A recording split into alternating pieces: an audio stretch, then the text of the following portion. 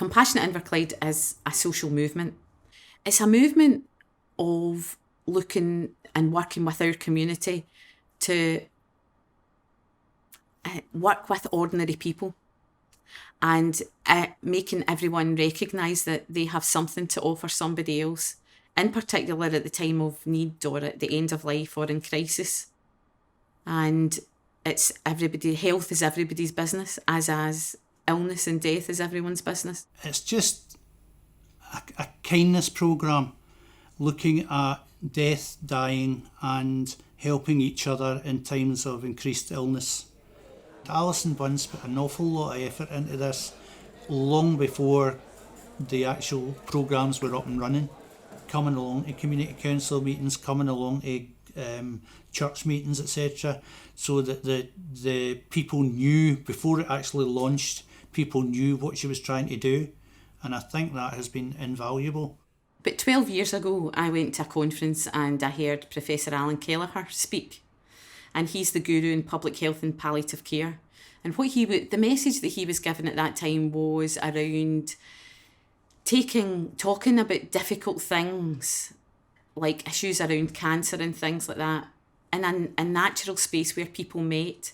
So talking about prostate cancer in pubs, having beer mats with messages on them. And I was kind of thinking that really makes sense, to normalise death and dying in society and start to almost just work with the people of our communities. So that was 12 years ago. And then 4 of us locally, the chief executive here at the time, Dorothy McElroy, myself, Derek Pearce, who was a planning manager with the local HSCP, and the education person, Stuart Milligan here, we were on a working group and we started to think about what would a compassionate community look like, and what would Inverclyde look like as a compassionate community. And we put a proposal together of perhaps what that might look like. But that was about 8 years ago, and it's taken that length of time to get to where we are now. So it just didn't happen overnight. There's been a lot of thought and evolution from the initial ideas to what we have now. I started in January 2016, and during that year I was networking, talking to the community, doing a lot of engagement, and thinking about what might, from those conversations, what might be the most relevant things to develop. And then it was officially launched in March 2017.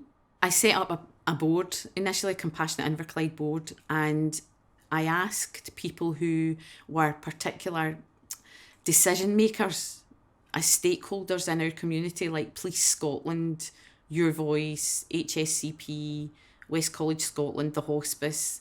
So naturally the leaders who make up a community, so that people were in it from the very beginning and understood what we were trying to do. And it was through their support that they then are the governance of the projects that are initiated.